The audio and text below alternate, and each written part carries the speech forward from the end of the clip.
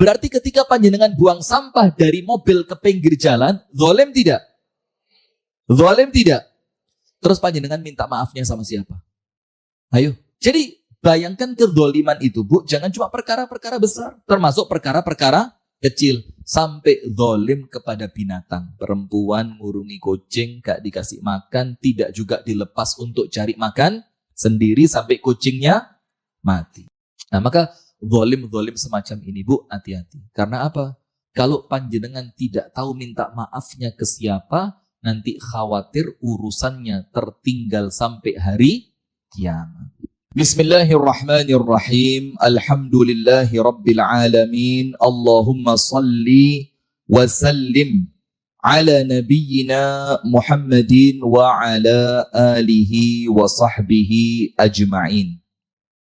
A'udzu billahi minasy syaithanir rajim. Ya ayyuhalladzina amanu taqullaha haqqa tuqatih wa la tamutunna illa wa antum muslimun. Allahumma anta rabbi la ilaha illa anta khalaqtani wa ana 'abduka wa ana 'ala 'ahdika wa wa'dika mastata'tu. A'udzu bika min syarri ma sana'tu abu'u laka bi ni'matika 'alayya wa abu'u bi dhanbi faghfir li fa innahu la yaghfiru adh-dhunuba illa anta. Allahumma inna nas'aluka 'ilman nafi'a wa rizqan thayyiba wa 'amalan salihan mutaqabbala amin ya rabbal alamin. Hadirin sekalian, ibu-ibu dan jamaah Majelis Ta'lim Al-Madani yang dirahmati oleh Allah, amin. Alhamdulillah kita bersyukur kepada Allah di pagi hari ini di nuansa yang liburan seperti ini. Panjenengan kok ngaji sih, buang prai-prai. Yang libur anak-anak, ya. Kita tetap golek sangu gai mati. Insyaallah semuanya husnul khatimah. Alhamdulillah di pagi hari ini kita dipertemukan Allah dalam kajian rutin Majelis Ta'lim Al-Madani membahas Kitabu Al-Jami' dari kitab Bulughul Maram. Dan di pagi hari ini kita sampai pada hadis yang keberapa? Hadis yang ke-57 tentang haramnya 57 apa di tempat panjenengan? Haramnya kezaliman. Salawat beriring salam semoga tercurahkan kepada uswah kita, suri tauladan kita dan kekasih kita bersama Nabi besar, Nabi agung, An-Nabi Muhammad sallallahu alaihi wasallam. Langsung saja kita baca hadis yang ke-57. Wa an Abi Dzarrin, betul. Wa an Abi Dzarrin radhiyallahu taala anhu, dari sahabat Nabi yang bernama Abu Dzar Al-Ghifari. Semoga Allah Ta'ala meridainya. Anin Nabi sallallahu alaihi wasallam fima yarwihi an rabbih. Dari An-Nabi sallallahu alaihi wasallam, di mana Nabi Muhammad meriwayatkan dari Tuhannya. Yaitu, ini berarti hadis apa ibu-ibu? Hadis Qudsi, karena Nabi mengucapkan, meriwayatkan dari Allah, berarti hadis Qudsi. Qala, Allah Ta'ala berfirman, Ya ibadi, wahai sekalian hambaku, inni haramtu adz-dzulma ala nafsi. Aku mengharamkan kezaliman terhadap diriku sendiri. Maksudnya apa? Allah tidak akan zalim. Tidak mungkin. Maka tidak mungkin orang baik dibalas keburukan. Atau orang yang kesukaannya bermaksiat sebanding dan sama dengan orang yang ahli ibadah. Seorang istri yang sabar atas kekurangan pasangannya dibandingkan seorang pasangan yang tidak sabar. Tidak mungkin sama. Maka Allah mengatakan, Inni haramtu adz-dzulma ala nafsi. Aku menjadikan diriku haram melakukan perbuatan zalim. Jadi jangan khawatir. Wong apik mesti dapat balasan yang apik. Dan jangan pernah merasa aman. Orang yang buruk pasti ada balasan dari keburukannya. Na'udzubillah min dzalik. Maka ada satu kaidah, ada satu rumus. Innallaha yumhil wala yuhmil. Allah itu ketika ada orang berbuat dosa, terus tidak kunjung dihukum, maka bukan berarti Allah melupakan, tapi Allah memberi waktu, menunda.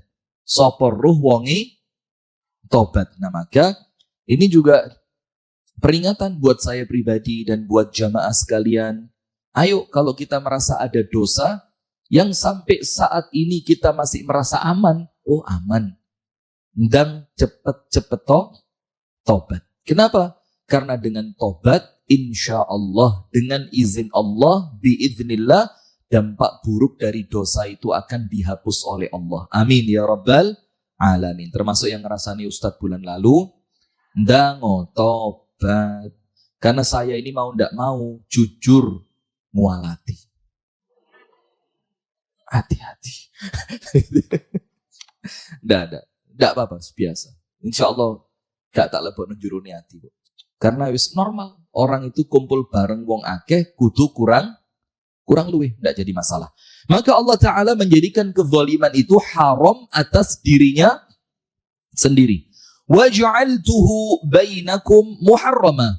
Dan aku jadikan kezaliman itu di antara kalian haram juga. Maka Allah menjadikan atas dirinya kezaliman itu diharamkan, dan Allah pun menjadikan kezaliman itu di antara hamba Allah, hukumnya apa? Haram. Maka Allah berfirman, fala tadzalamu, maka janganlah kalian saling menzalimi. Nah, ini peringatan keras, Bu. Ojo zalim secara perbuatan, mengambil hartanya orang, menjatuhkan kehormatan orang lain, membongkar aibnya orang lain, zalim secara finansial, tentang uang, zalim kepada pekerja, zalim kepada orang tua, zalim kepada anak, kepada pasangan. Saking takutnya Rasulullah tentang kezaliman, sampai dibilang sama Rasulullah apa? A'tu al-ajira ajrahu qabla an yajiffa 'araquh. Kalau kalian punya pegawai, kasihlah bayarannya sebelum kering keringatnya. Ini saking khawatirnya apa? Zalim.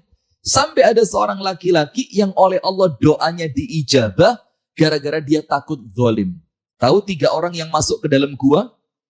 Salah satunya siapa? Seorang tuan yang punya pekerja, pekerjanya pergi, bayarannya belum diambil. Saking takutnya ini tuan kalau dia zalim, kalau uangnya coba disimpen tok, gak diapa-apa itu sudah aman. Betul apa enggak? Tapi dia takut, ini jangan-jangan uang ini kalau dia kembangkan jadi banyak. Maka sama tuannya dikembangkan, dibelikan seekor kambing yang bunting. Sampai kambing itu beranak pinak, sampai kambing itu memenuhi 2 lembah. Maaf, memenuhi 1 lembah di antara 2 gunung. Masya Allah, ketika orangnya datang, dikembalikan. Mana bayaranku? Kamu lihat kambing-kambing itu. Tidak usah GR. Saya tidak nuduh dengan kambing. Pokok ini di depan kita Anda lihat kambing-kambing ini. Keliru mana? Farid. Tolong Farid, itu mobil saya, kuncinya antum bawa aja. Khawatir ada orang mau keluar atau apa, soalnya nutupi mobil. Putar sini, Haidar. Loh, katanya muter kok. Oh iya, betul. Sudah, tapi nyetirnya yang pintar, soalnya Alphard. Khawatir tidak bisa mundur, baret titik, ngedol sirah. Anda tidak ngomong amin, ini malah guyu. Astagfirullahaladzim. Anda cuma amin, tok lu medit. Sudah, kita lanjutkan. Pegang aja. Nanti kalau ada yang mau keluar, coba dicek ya. Bisa nyetir orang. Matic loh. Mobil larang. Sudah, maka ketika itu pegawainya kembali, dikembalikan semua. Terus dia berdoa kepada Allah, ya Allah, apabila engkau menganggap perbuatan ini takut zalim kepada orang lain adalah ibadah yang engkau terima, ya Allah, maka tolong pintu guanya dibuka. Ingat gak cerita itu? Itu karena orang saking takutnya berbuat zalim.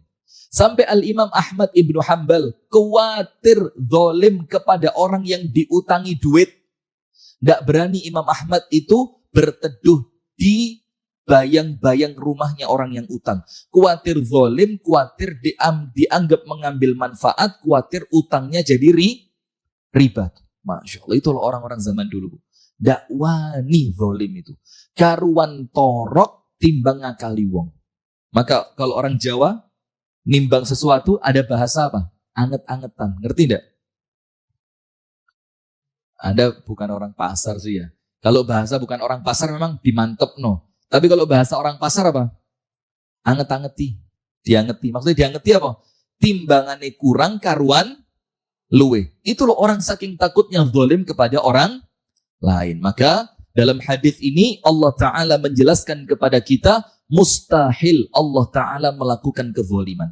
Karena Allah telah menjadikan kezaliman itu haram atas dirinya. Maka Allah Ta'ala berfirman, dan aku pun menjadikan kezaliman itu haram di antara hamba-hambaku. Maka Allah berfirman, fala tadzalamu, maka hati-hati jangan sampai berbuat zalim. Ucapan, perbuatan, sikap, perilaku, muamalah, ataupun yang lain, pastikan jangan sampai ada kezaliman. Apalagi urusan sesama manusia ini gak gampang. Betul apa enggak? Kalau antara kita dengan Allah, istighfar, tobat, menyesal, berazam untuk tidak mengulangi, selesai. Diterima sama Allah tobatnya. Tapi kalau antara manusia, panjenengan tahu ngilokno ibu fulaniyah. Misalkan, ada fulana, panjenengan ilokno. Terus kemudian Anda tobat. Tapi orangnya di depan Anda tidak minta maaf. Diterima sama Allah? Tidak diterima. Itu loh Bu. Karuan. Wis ngempet timbangane ngelakoni perbuatan zalim. Semoga Allah melindungi kita dari perbuatan zalim. Amin. Apa yang kita ambil dari hadis ini? Ada lima faidah dari hadis ini. Yang pertama,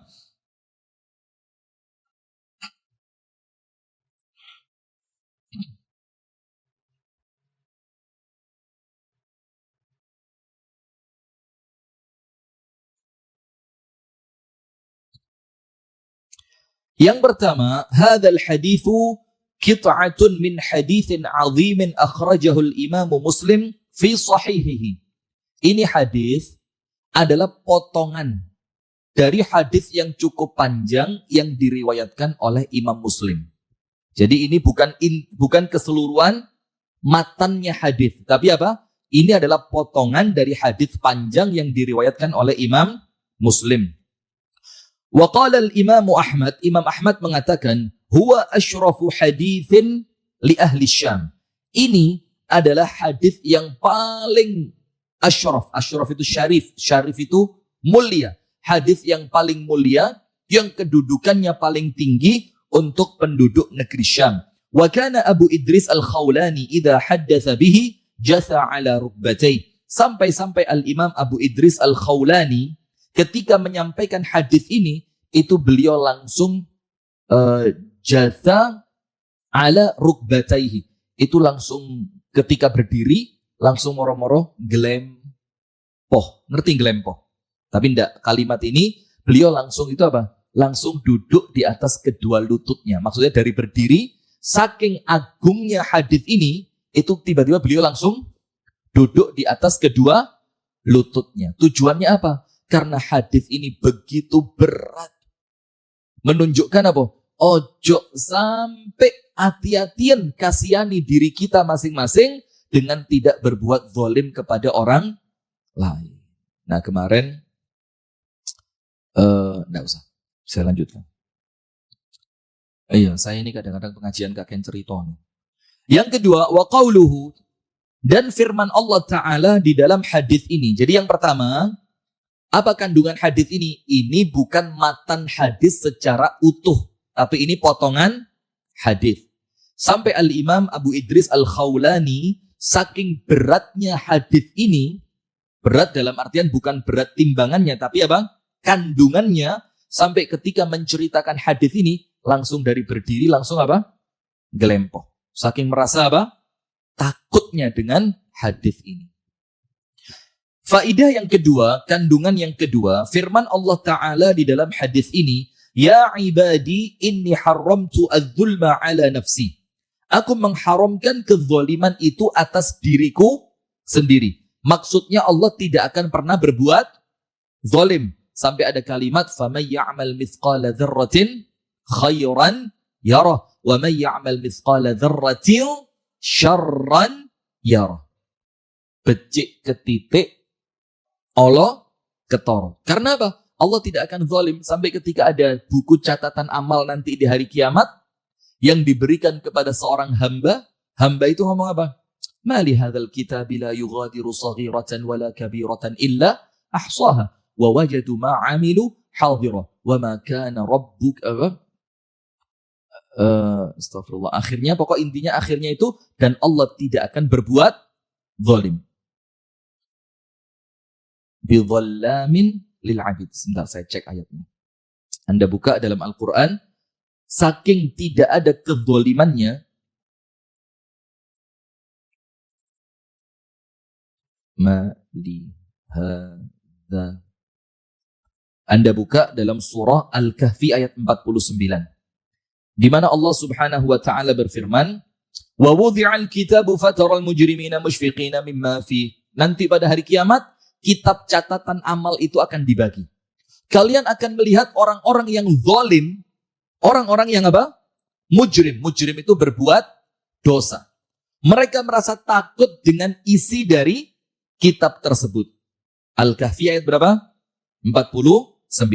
Kemudian, wa yaquluna, akhirnya orang-orang yang mujrim tadi, berbuat dosa tadi, mereka ngomong apa? Waduh, kitab opo iki? Maksudnya apa? Kok sangat teliti.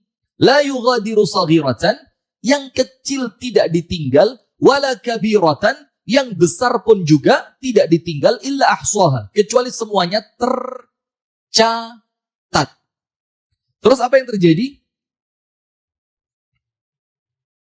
Wa wajadu ma'amilu hadira, bahkan mereka mendapati apa yang mereka lakukan itu tidak sekedar tercatat, tapi hadir. Hadir itu artinya apa?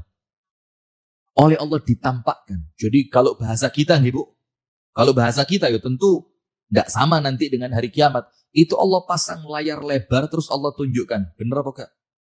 Selain tercatat, dia juga apa? Oleh Allah dimunculkan. Lalu Allah menutup ayat ini dengan kalimat, wala yazlimu rabbuka ahada. Dan Allah tidak akan zalim kepada seorang pun di antara kalian. Nah, maka kalimat Allah tidak zalim itu, Bu, apa yang Anda lakukan pasti berbalas. Apa yang Anda lakukan pasti tertulis. Apa yang Anda lakukan pasti ada balasannya. Hati-hati. Nah, yakni artinya apa? Allah Ta'ala mengharamkan kezaliman atas dirinya. Artinya adalah annahu mana'ahu ta'ala an nafsihi fala yadhlimu ibadah. Allah menjadikan dirinya itu dilarang berbuat zalim. Yang melarang Allah siapa? Anda berani melarang Allah Ta'ala? Tidak berani. Maka Allah Ta'ala melarang dirinya sendiri, zatnya, untuk berbuat kezaliman itu. Ala ibadihi, kepada siapa? Hamba-hambanya. Qala Allah Ta'ala, Anda buka dalilnya, surat Qaf, tulis. Dalil Al-Quran, bahwasannya Allah tidak akan zalim kepada hambanya. Jadi dalil di dalam Al-Quran bahwasannya Allah tidak akan zalim kepada hambanya. Nomor 1. Tadi Al-Kahfi ayat berapa? 49. Apa bentuk ketidakzaliman Allah di situ? Allah menuliskan seluruhnya, entah yang baik ataupun yang buruk. Allah mencatatkan seluruhnya, entah yang kecil ataupun yang besar. Dan Allah menjadikan amalan itu tampak dan hadir di depan pelakunya. Dan Allah wala yazlimu rabbuka ahada. Dan Allah tidak akan zalim kepada seorang pun. Dalil yang kedua. Yang pertama tadi apa? Al-Kahfi 49. Faham gak? Jadi kita belajar tentang Allah, Bu. Cek ngerti. Kita ini ngaji, kita kepingin dapat ilmu. Yang kedua, surat Qaf. Surat apa? Qaf. Ayat yang ke-29. Surat Qaf ayat yang ke-29. Allah berfirman, "Wa ma ana bidhallamin lil 'abid." Dan sekalipun aku tidak akan zalim kepada hamba. Allah tidak akan zalim. Tidak usah khawatir. Wong apik di dunya mesti mulya di akhirat. Iya apa iya? Tidak usah bingung, Bu. Dadi wong apik kok kersula terus yo, aku iki wis apik. Uripku kok tetep ngene-ngene ae. Karena panjenengan perlu ingat, balasan untuk orang yang oleh Allah dicintai itu tidak dunia. Tapi balasannya apa? Akhirat. Karena kalau balasannya dunia, Bu, dunia itu di mata Allah tidak ada artinya. Bahkan tidak berarti, artinya itu nilainya tidak lebih mulia dibanding separuh sayap lalat. Bukan nyamuk, separuh sayap lalat. Maka kalau Allah cinta kepada seorang hamba, Allah tidak akan memberi ganjaran, tidak akan memberi bayaran sesuatu yang tidak berharga. Maka Allah tunda untuk panjenengan sing api-api ini. Kudu donya balasan munduk, kudu donya balasan mulai, tapi balasanmu akhirat. Walal akhiratu khairul laka minal ula. Banyak orang yang dapat di dunia, nanti di akhirat getun. Sampai Amirul Mukminin Umar radhiyallahu anhu ketika mendapatkan kemenangan yang luar biasa, apa kata Umar? Waduh, langsung Umar itu nangis. Kenapa? Umar khawatir jangan sampai kenikmatan menang perang ini membuka banyak negara-negara menjadi negara Islam ini mengurangi ganjaranku kelak di akhirat. Maka dalil yang kedua surat apa? Qaf ayat berapa? 29. Apa yang Allah firmankan? Dan sekali-kali aku tidak akan berbuat zalim kepada hamba. Dalil yang ketiga. Surah Ali Imran. Surah Ali Imran ayat 108. Surat Ali Imran ayat 108. Apa yang difirmankan oleh Allah Subhanahu wa taala di sana? Allah berfirman, "Wa mallahu yuridu zulman lil alamin." Dan Allah tidak menginginkan kezaliman untuk al-alamin. Apa al-alamin itu? Seluruh alam, alam semesta. Arti al-alam segala sesuatu selain Allah. Itulah artinya alam. Maka kalau dibilang Allah tidak menginginkan kezaliman untuk seluruh alam semesta, berarti untuk semuanya Allah tidak akan berbuat zalim. Bahkan kepada orang kafir. Bahkan kepada binatang. Bahkan kepada tumbuhan. Allah tidak akan berbuat zalim. Maka semua yang terjadi di alam semesta ini, Bu, bentuk keadilannya siapa? Allah Subhanahu wa ta'ala. Termasuk bentuk keadilan Allah itu apa? Ada yang namanya hukum sunnatullah. Termasuk bentuk keadilannya Allah yang menunjukkan Allah tidak akan pernah zalim adalah hukum apa? Sunnatullah. Apa hukum sunnatullah itu? Sing sregep yo bakal mujur. Kalau bahasa kita SD, hemat pangkal kaya, rajin pangkal pandai. Itulah sunnatullah.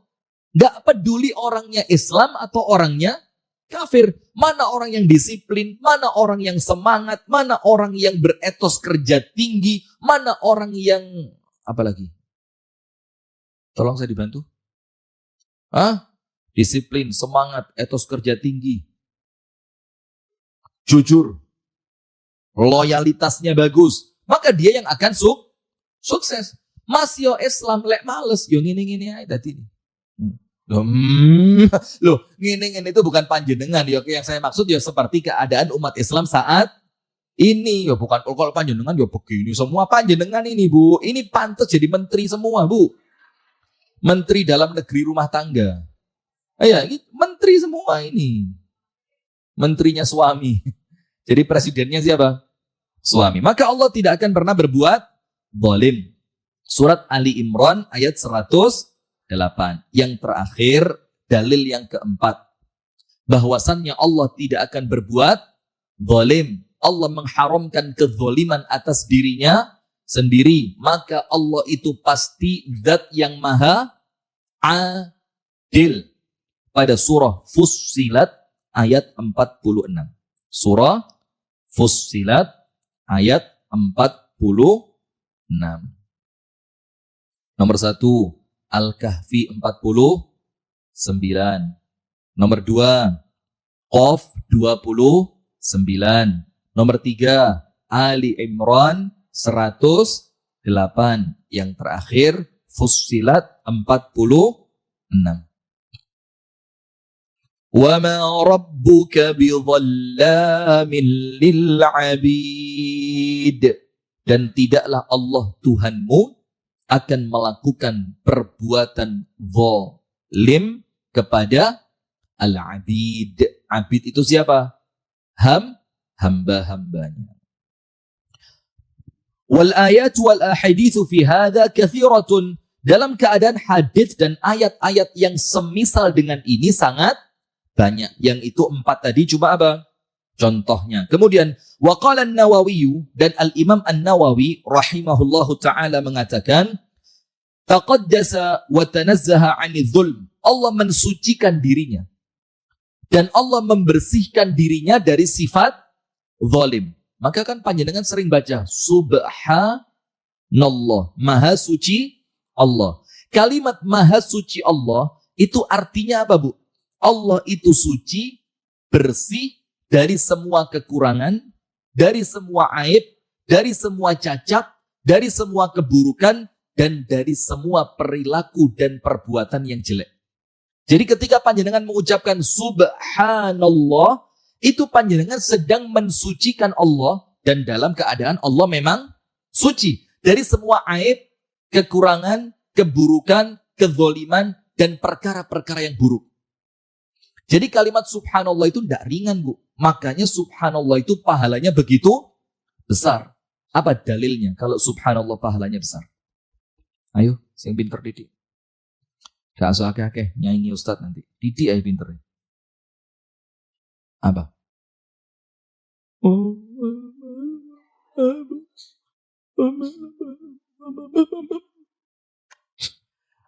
Guyon-guyon, jangan tersinggung. Gini. Wa subhanallahi wa bihamdihi tamla'ul mizan. Subhanallah walhamdulillah. Dalam riwayat yang lain, subhanallah wa bihamdihi tamla'ul mizan. Memenuhi timbangan.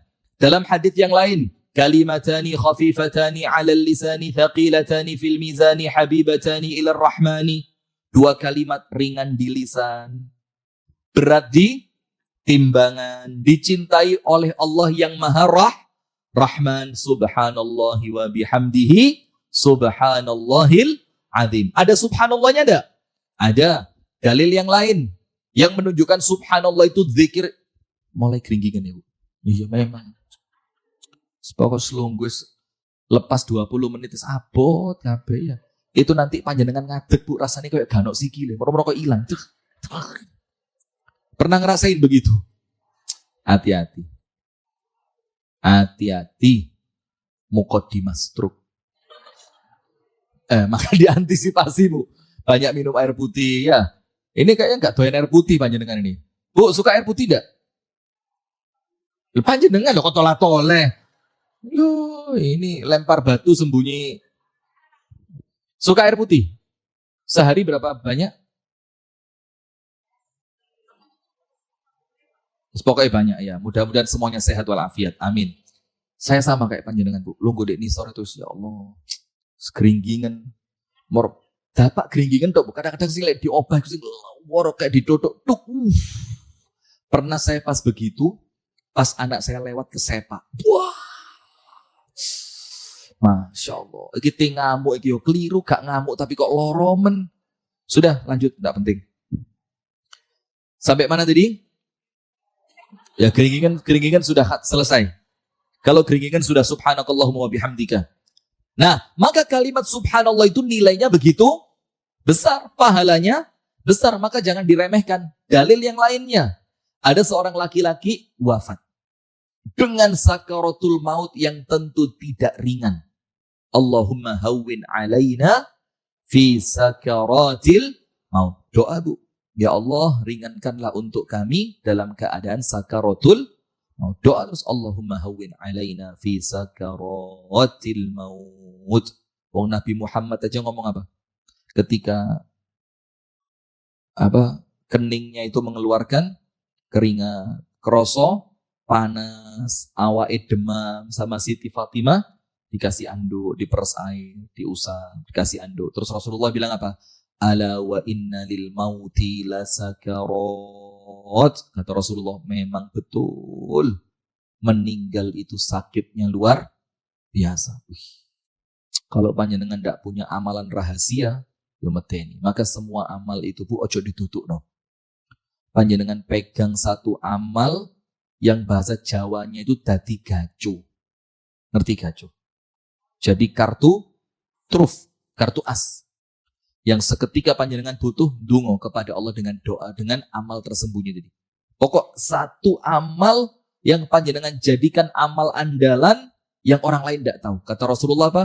Khabi'atul amal. Khabi'ah itu apa? Amal tersembunyi. Termasuk ada Syekh Abdul Aziz At-Turaifi itu mengatakan begini, lek kroso gelek dosa pas dewean, pas tidak ada orang, maka tebusannya apa? Banyaklah berbuat baik ketika tidak ada orang. Itu sebagai kafarohnya. Jadi kalau kita merasa pas tidak ada orang, buka yang tidak baik-baik. Pas tidak ada orang, kita melakukan yang diharamkan oleh Allah. Pas tidak ada orang, kita melakukan sesuatu yang maksiat. Maka penebusnya, yo ditebus. Ibadahlah ketika tidak ada orang yang melihat. Nah, dan ada keutamaannya yang secara khusus. Apa itu? Sedekah tersembunyi.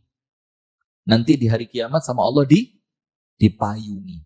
Sampai istilahnya sedekah tersembunyi itu apa?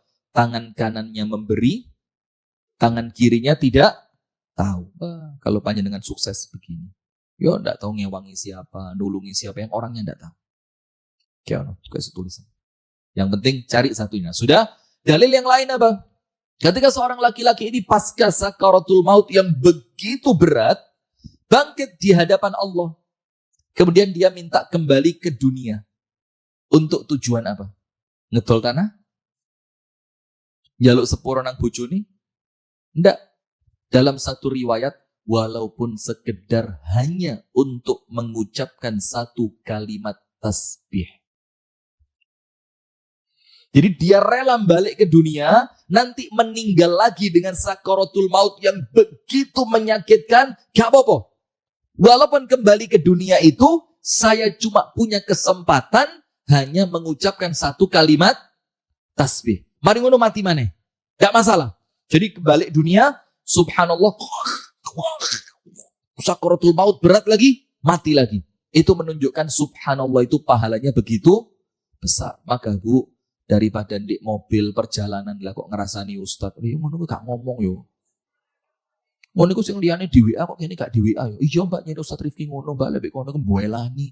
Lek kene iki anak tirikan Mbak ngene. Nah, timbangane rasan-rasan yang terlanjur sudah saya maafkan, tobat sama Allah. Sudah karuan digawe mengucapkan subhanallah. Sudah. Maka kalimat subhanallah itu mengandung makna apa? Mengandung makna kita sedang meyakini kesucian Allah, mensucikan Allah, kita meyakini maha suci Allah dari semua keburukan, dari semua kekurangan, dari semua aib, dari semua cacat, dari semua perbuatan-perbuatan yang tidak baik. Maka termasuk kalimat subhanallah itu panjenengan sedang mengucapkan apa? Meyakini Allah tidak mungkin zalim. Allah Ta'ala suci dari perbuatan zalim. Kalimat subhanallah. Maka Imam Nawawi mengatakan, maka Allah Ta'ala mensucikan dirinya dan membersihkan dirinya dari perbuatan zalim. Fadzulmu wad'u syai' fi ghairi mawdi'ihi. Zalim itu apa? Meletakkan sesuatu tidak pada tempatnya. Ayo, saya pernah lihat ibu-ibu. Tapi saya tidak mau cerita siapa orangnya. Saya naik mobil, Di belakangnya mobilnya ibu-ibu pengajian. Di salah satu perempatan langsung buat bungkus roti itu kok jendela. Cret. Foto share di grup pengajian. Sopo iki mobilnya apik buat sampah sakarepe. Sebelum saya sebutkan, ayo ngaku dulu. Ayo angkat tangan, siapa orangnya? Pada saya mengedak toh, langsung angkat tangan kabeh. Saya Ustaz. Kotoran. Nah, sudah termasuk panjenengan makan roti, panjenengan makan kue, minum kopi yang mahal. Saya tidak biasa minum kopi murah, biasa mahal. Kalau murah itu roto, wetengan kayak belenek kayak kembung. Minimal sak gelas itu ya sing 48. Itu kalau saya bawa pulang, umi saya ngamuk, ya Allah nak, kayak tuku kopi mentah digoreng dewe, digiling dewe, dadi sak warung. Masya Allah. Maka zaman dulu saya punya nenek, kalau kita beli terang bulan, martabak manis itu kan, itu kan mesti ditanya, pirawana? Selawe wumi. Ya Allah nak. Zaman dulu, ndok sik murah, gelepung sik murah. Iki nak tuku nendok di warung sebelah, tuku gelepunge, tuku gulone, iso dadi mangan wong sak omah iki nak, Masya Allah nak. Orang zaman dulu banget ya. Atau panjenengan juga gitu juga. Ini antara irit atau medit. Wes campur ya, subhanallah. Nah maka zalim itu apa? Meletakkan sesuatu tidak pada tempatnya. Berarti ketika panjenengan buang sampah dari mobil ke pinggir jalan, zalim tidak? Zalim tidak? Terus panjenengan minta maafnya sama siapa? Ayo. Ayo. Ayo. Jawab. Masya Allah. Terus minta maafnya sama siapa? Kalau gara-gara minta maafnya sama Allah. Ya jelas, tapi ini perbuatan zalim kepada manusia atau langsung kepada Allah? Manusia. Kalau gara-gara plastik yang Anda buang ke pinggir jalan tadi, lewat pintu mobil panjenengan yang mewah itu, yang katanya harganya konon sampai 720 juta, ini buat beli mobil saya dapat 10, saya susu 200. Masya Allah. Sudah, itu kalau nanti terakumulasi. Kalau nanti terakumulasi, tambah ke, bumpeti. Gorong-gorong, bumpeti got, akhirnya banjir, dosa panjenengan banyak. Sama seperti yang sekarang, para pejabat yang tidak bertanggung jawab, yang nebangi pohon tanpa, wah ada izinnya ngawur nih. Ada izinnya itu. Yang nebang pohon tanpa perhitungan yang matang, sampai terjadi bencana besar, itu semua yang turut andil di dalamnya kena dosa. Mau minta maaf sama siapa? Padahal ada satu komentar saya baca di Instagram kami. Apa itu? Demi Allah Ustadz, saya tidak ridho dunia akhirat. Saya akan tuntut mereka sampai nanti di hadapan Allah. Apa enggak ngeri? Coba bayangin. Na'udzubillah min dzalik. Bahaya bu. Maka buang sampah. Empeten dilu, cekelan dilu. Kalau enggak taruhin kantong gamis panjenengan. Wong sampai dewe kan? Kantong di kantong gamis. Atau kalau enggak, taruh di hantas panjenengan itu yang Masya Allah. Kayak mau masukin bayi itu. Ibu-ibu itu enggak terima oleh tasnya cilik kayaknya ya. Gede-gede semua. Kenapa? Nanti kalau diundang teman makan.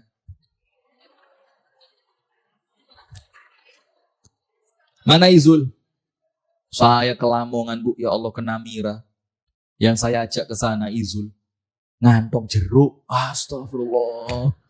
Isi neram saya Masya Allah. Tapi ya sudah. Saya ngomong sama yang punya. Enggak apa-apa Ustaz tambah seneng. Iya tambah seneng gara-gara kita ngomong. Coba kita enggak ngomong. Dia juru niatnya. Siapa sih ngejak hari kira ya Allah. Masuk pasukan Ustaz Rifki. Geragas men. Gak dicak mangat hari ini. Nah sudah. Maka sampah tadi bu simpen. Termasuk maaf. Panjenengan nyetir di jalan raya. Terlalu pelan. Zalim. Kira sini buru lagi. Ngebel lagi khawatir tambahan redek sing ngarep. Gak dibel kok melaku 5 km per jam. Mas, luwih cepet wong tuwek melaku timbang mobil iki. Itu ada orang tua jalan di pinggir jalan, itu mobil keselip.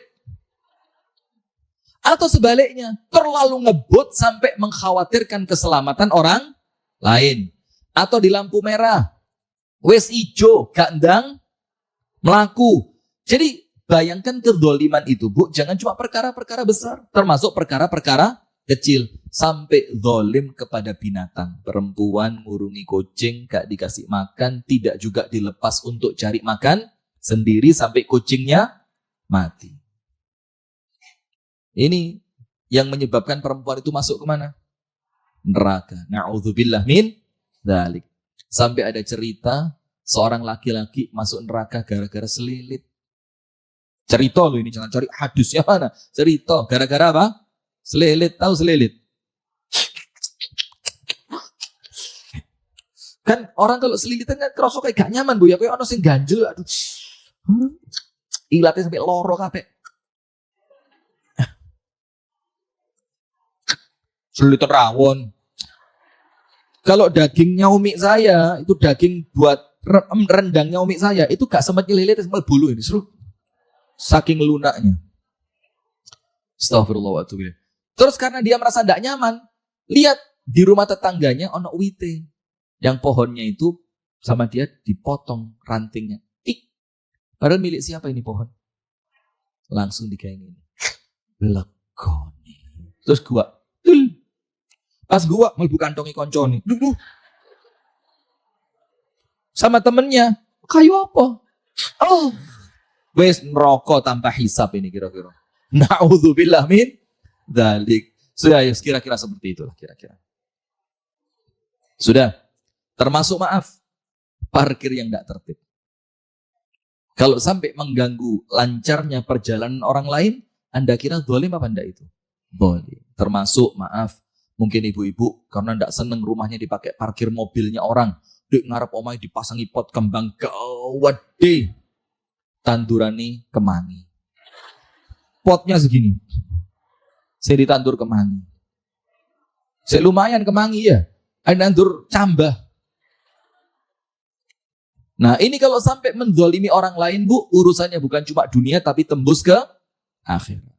Maka kalau orang zaman dulu punya tanah, dilongi urunan gaya dalan. Saiki duwe omah, tanahnya sempit, dalane wong dipek. Jadi Anda pernah lihat gak? Tapi mohon maaf ya kalau ada di antara panjenengan yang seperti saya ceritakan ya.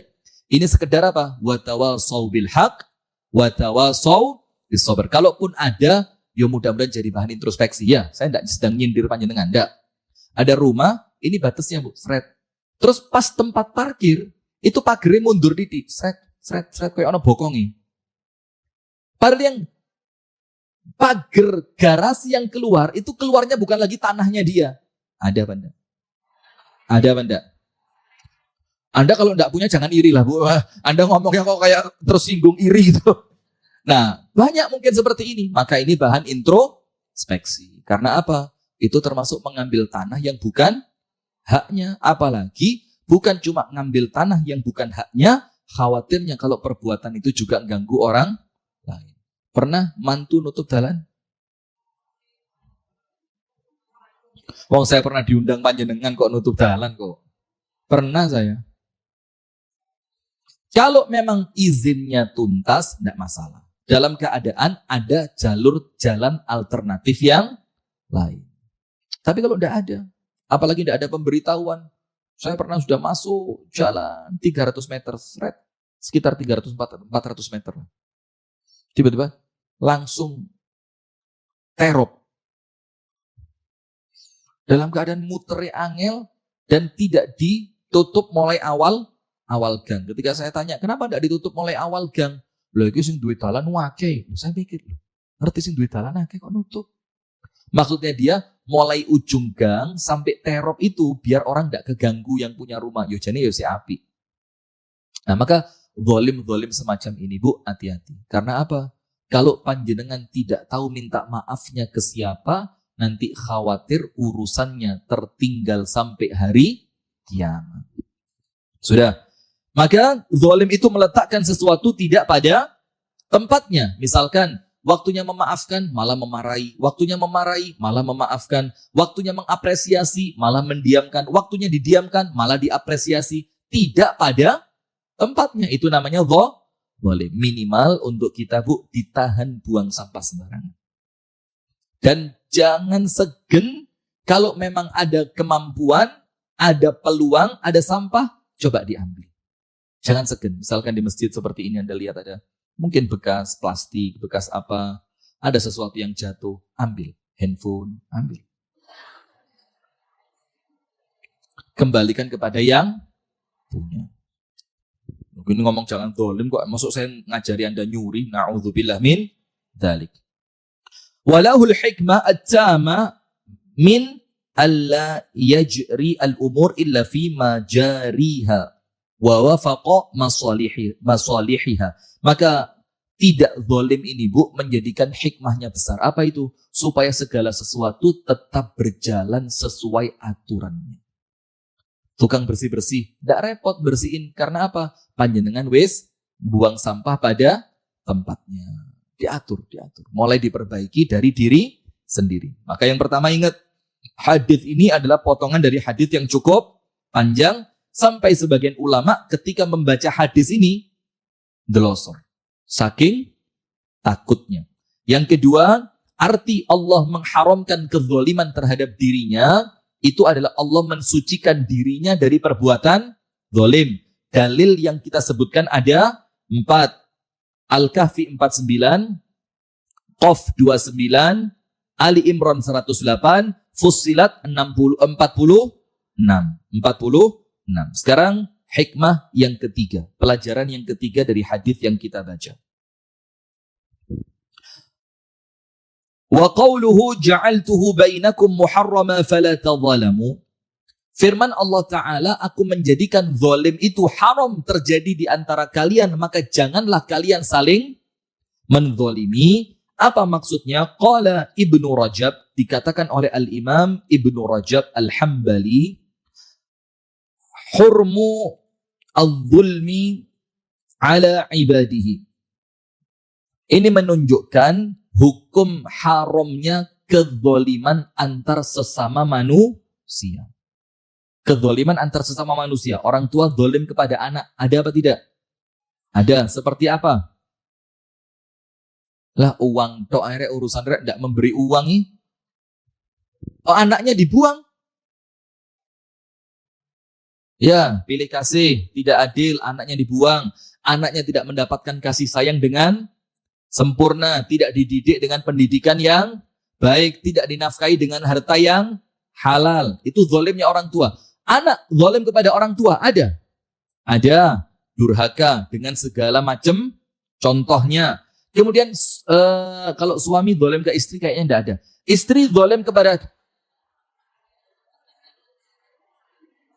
Ada apa enggak? Enggak ada. Enggak. Saya belum ketemu contoh suami zalim sama istri, belum ketemu saya contohnya. Bagaimana Bapak-bapak? Aman? Tak bela nih Pak, jangan khawatir Pak. Sesama kaum Adam harus saling membela ya. Tapi istri zalim kepada suami, tunggu. Saya ngomong dalil. Saya ngomong dalil, gak ngomong perasaan. Penghuni neraka paling banyak laki apa perempuan? Ini laki. Oh. Yang jujur, penghuni neraka paling banyak laki atau perempuan? Perempuan. Rasul bilang sebabnya apa? Kufur. Kufur kepada Allah atau kepada suami? Kepada suami. Karena dia tidak pandai berterima. Ayo sudah lanjut. Sepakat kita ya. Nah, tapi ya mohon maaf, disebutkan oleh para ulama. Kenapa? Penghuni neraka paling banyak adalah perempuan. Selain yang disebutkan oleh Nabi, karena dia banyak tidak pandai berterima kasih kepada suami. Sebagian ulama yang lain mengatakan apa? Karena memang jumlah perempuan lebih banyak dibanding. Nah, setuju apa enggak kalau ini? Karena Anda setuju, maka poligami boleh. Loh, saya di mana nih? Segini. Penghuni neraka paling banyak siapa? Perempuan. Salah satu faktornya karena apa? Dia kufur kepada suami. Faktor yang lainnya apa? Jumlahnya dibanding laki-laki mana lebih banyak? Berarti poligami betul apa enggak? Nah, ya sudah. Anda enggak nyangka kan arahnya bakal ke situ kan? Oh, Ustaz toh. Sudah. Maka di sini disebutkan ketika Allah menjelaskan haramnya kezaliman atas hambanya, tujuannya apa? Agar segala sesuatu itu tetap berjalan sesuai dengan aturannya.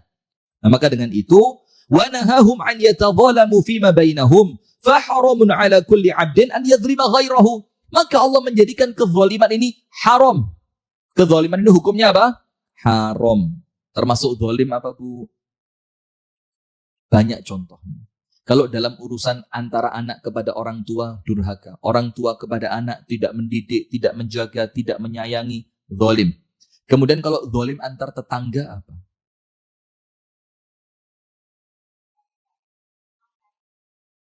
Masang pot yang terlalu besar sampai ganggu orang lain. Termasuk nun sewu nggih. Talang air. Oh ya. Ayo bismillah Bu, diikhtiarkan ojo sampai omahku ganggu omai tonggo. Maka talang air itu diatur, jangan sampai dia ganggu rumah tetangga. Di tempat kami ada. Sampai si bapak ini tak ceramai berulang kali karena termasuk sahabat dekat saya. Tidak mau memaafkan. Tetap tidak mau maafin. Karena apa? Rumahnya dia pernah banjir gara-gara talangnya rumah dia kena luluhan cor-corani tonggo. Jadi pas ngecor, kerutuan, cor-coran, sampai talangnya itu buntu. Ketika buntu sampai airnya amblek, plong, rumahnya banjir. Saya ingetin, maafin, oh gak iso. Maafin, eman akhiratmu, gak iso. Saya bilang orang memaafkan itu sama Allah dimuliakan. Tak maaf noliani, ayo cok wong iki. Serius Bu, dari ini saya tidak bercanda ini, serius. Itu menunjukkan apa Bu? Zalim itu tidak enteng Bu. Kita ngomong memaafkan, karena kita bukan korban kedzaliman. Coba kita korbannya. Oh mungkin tidak semudah kita ngomong sekarang, iya apa enggak? Maafin orang lain. Suami saya diambil Ustadz, maafin. Seringan itu, ya apa? Berani memaafkan? Nah itu loh Bu. Maka memang, kalau panjenengan tahu memaafkan ketika Anda dizolimi itu berat, maka jangan sekali-sekali Anda melakukan perbuatan zalim. Karena apa? Korban panjenengan tidak semudah itu memaafkan. Tidak semua orang kayak saya Bu, pemaaf Bu. Saya sudah tahu bakal apa reaksinya, saya sudah tahu saya. Nah, tidak semua orang itu gampang memaafkan. Ada orang yang hatinya memang gak kenean, gampang suwek, gampang cuklek. Maka kalau pas Anda ketemu orang seperti itu, kalau saran saya, jangan banyak interaksi sama orang yang baperan. Kita niatnya guyon, dia tersinggung. Kita niatnya sekedar mengakrabkan diri, dia merasa disinggung. Kalau saya pribadi, kalau punya teman seperti itu, karuan nato. Karuan nato. Maka termasuk apa? Jangan gampang melakukan kezaliman kepada orang lain. Maka yang ketiga, Allah menghukumi haram kezaliman antar sesama hamba, maka janganlah seorang di antara kita zalim kepada orang lain. Seperti nyetel musik, tabola bali. Tahu tabola bali? Apa tabola bali itu? Kewalak-walik. Anda kira saya ngomong lagu? Memang. Nah, nyetel saking senengi, speakernya dibanterno sampai nyewa sound horeg. Terus gara-gara suara musik di rumah panjenengan tadi yang suaranya terdengar sampai keluar, tetangga panjenengan yang sedang sholat duha terganggu. Dia pas sholat duha, wadduha wallaili idza saja. Terus moro-moro krungu, kepang dua rambu merah-merah. Loh, merah-merah. Langsung, mari wadduha pindah Al-Baqarah. Kok gak mari-mari wadduha kira? Loh, wis pindah Al-Baqarah. Kenapa? Kena kepang dua rambut merah-merah. Siapa itu? Nggak ngerti Anda ya? Bagus loh, nggak ngerti. Nah, maka termasuk nyetel musik. Kalaupun Anda masih mendengarkan musik, walaupun Anda tahu itu tidak baik, itu haram, tapi minimal ojo ganggu wong liyo. Termasuk apa lagi? Masak.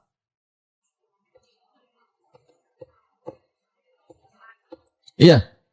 Dan mohon maaf Bu, memang Islam itu kan ngatur sedemikian rupa, tapi jangan terlalu ketat nemen yoga. Ketat nemen itu apa? Waduh, mosok gak usah masak. Wis talah pesen GoFood ae lah wis. Timbang kok ambune krungu tonggo lho. Ambune krungu. Apa kalau bau itu apa? Daripada nanti aromanya tercium tetangga. Maka dalam hadis, kalau ada Anda masak yang aromanya tercium sampai rumah tetangga, Rasulullah bilang suruh memperbanyak apanya? Kuahnya. Supaya bisa dibagi. Walaupun yang bagi ini gak tiap hari lah ya, minimal Anda pernah lah dum-dum makanan kepada tetangga. Jangan lupa. Kalau lolek warung, ya Allah, masa warung kan dum-duman terus, Bu. Terus bayarin mbak-mbak pakai apa?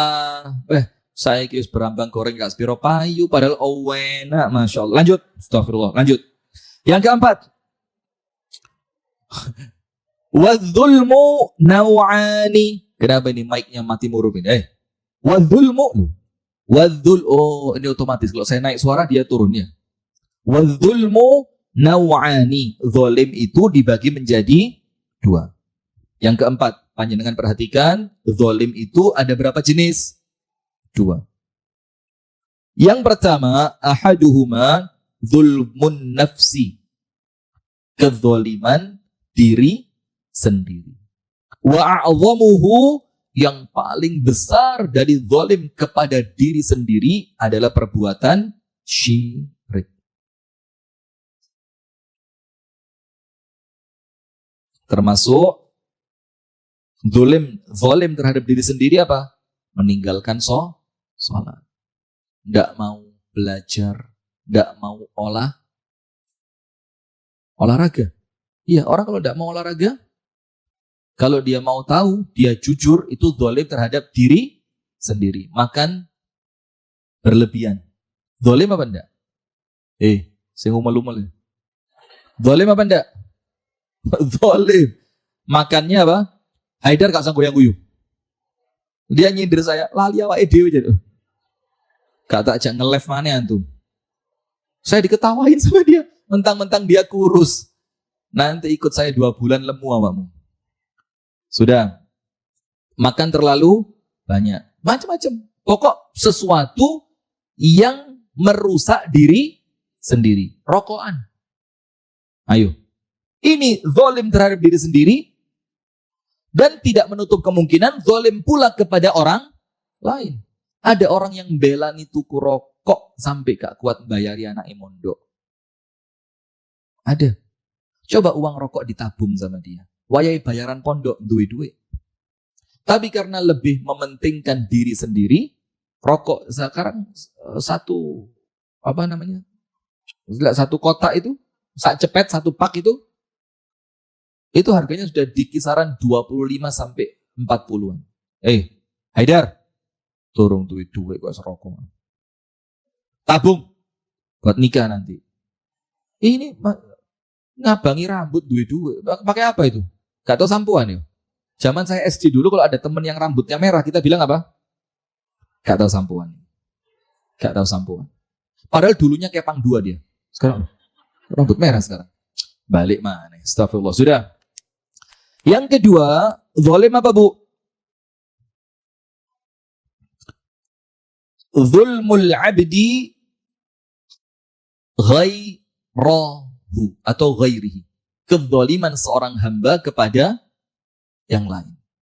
Nah, kalau mau dibikin lebih detail, apa, Bu? Kalau mau lebih detail, zalim itu dibagi 3. Ini aja yang Anda tulis, jangan yang di sini. Nomor 1, zalim kepada Allah dengan melakukan perbuatan syirik. Nomor 2, zalim kepada diri sendiri. Zalim kepada diri sendiri apa? Melakukan perbuatan yang memudoroti dirinya, entah dunia atau akhirat. Dia tahu rokok ini zalim, merugikan dirinya, tapi tetap merokok. Terlepas kalau ada orang, itu ngerokok umur 80, sehat walafiat. Itu kan kasuistis. Tidak ngerti Anda. Itu kan apa? Tidak menjadi keumuman orang yang merokok. Itu kan satu persatu orang, nggak sama.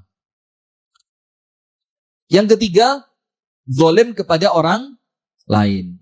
Bohongi, ngakali, mengkhianati, mengambil hartanya. Itu zalim kepada orang lain. Yang kesemuanya harus ditinggalkan. Yang terakhir, yang kelima.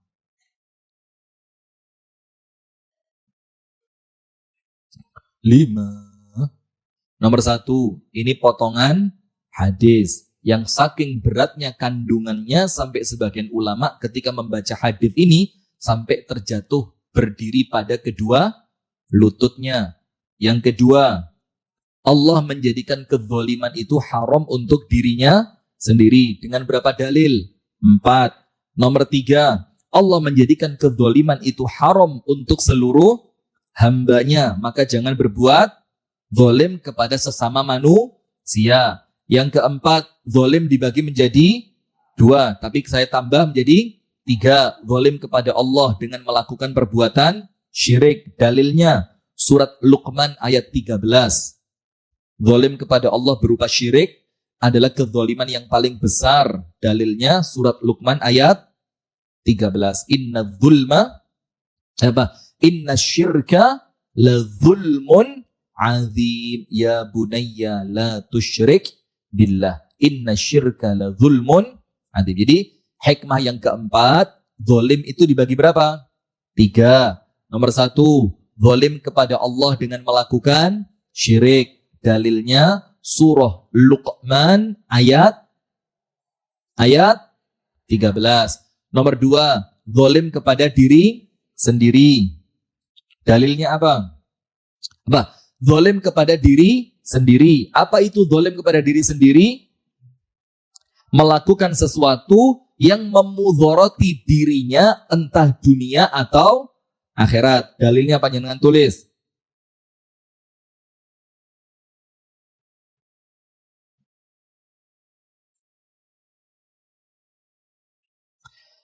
Ini salah satu dalilnya, Ibu, surah Al-Hujurat ayat 11. Surah Al-Hujurat ayat 11. Di akhir ayat, wa man lam yatub fa ulaika humudz zalimun.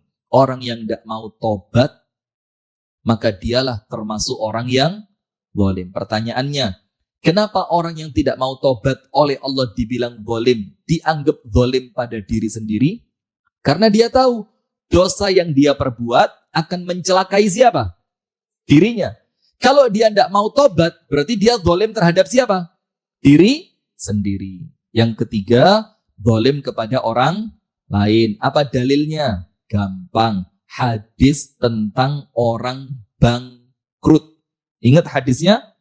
Sholatnya banyak, puasanya banyak, ibadahnya banyak. Ketika sampai pada hari kiamat, pahalanya yang banyak tadi diambil orang lain. Kenapa? Dia pernah membohongi, dia pernah memukul, dia pernah menjatuhkan, dia pernah melakukan perbuatan yang tidak menyenangkan kepada orang lain. Sampai orang-orang yang dia zalimi ketika di dunia, itu mengambil pahalanya orang tersebut sampai pahalanya seperti apa?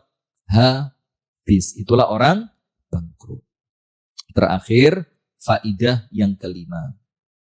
Al-hadithu sharihun bitahrimi dhulmi bainan nas fi kulli haqqin min huquqihim hatta al-qalila minha.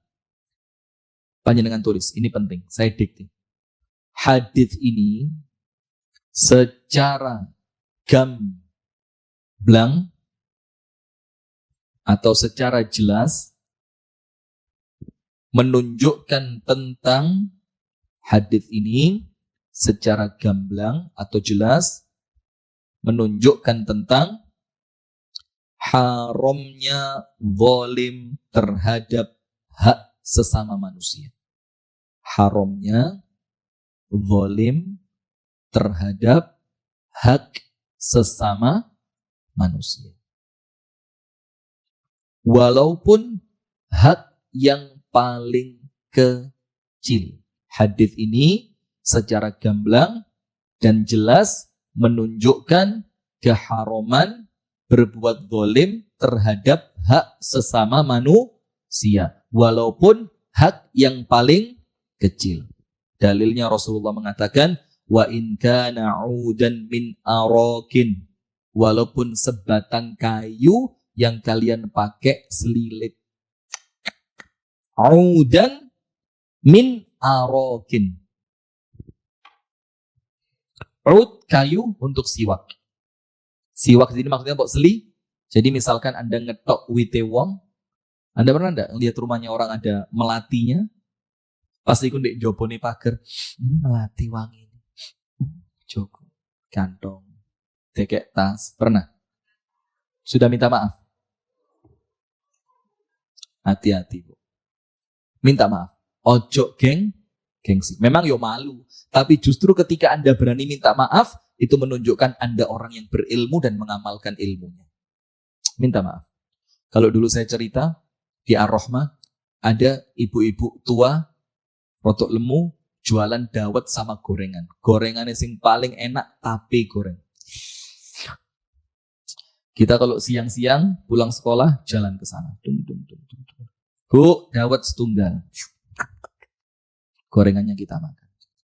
Setelah selesai, Bu, dawet setunggal, gorengan kalih, padahal 5. Subhanallah. Itu waktu mondok dulu. Sudah, setelah kami lulus, teman-teman itu reuni di rumah saya. Terus saya ingetin, eling gak biyen Joko gorengan 5 ngaku loro. Saya ajak teman-teman itu urunan, ayo wes urunan wes. Timbang dosa di kewenang akhirat. Karena keadaan sudah balik, sudah berakal. Iya benda? Dosa ngambil punya orang. Ayo, yang zaman SD dulu. Joko kerupuk, gak ngomong. Nambah kerupuk, boten. Padahal kerupuk ewake. Sudah, saya urunan sama teman-teman urunan. Dapat duit 1 juta lebih. Waktu itu. Saya datang ke Ibu Dawud tadi. Saya kenalkan diri saya. Bu, seiling gak Bu? Sopo yo? Ahli aku. Terus saya ceritain. Kalau rumin mondok ten iki lho. Zaman dulu Ar-Rahmah itu bukan pondok, panti. Dan panti gitu. Oh, arek panti. Nggih. Terus saya ceritain zaman dulu kita makan dawet ke sini, Joko gorengan. Jawabannya ibunya terus kita ngaku Joko akeh, ngakune loro, ngakune siji. Ibunya bilang apa? Walah, jane aku ya wis seru ket biyen. Itu muka saya cari tisu, ya Allah.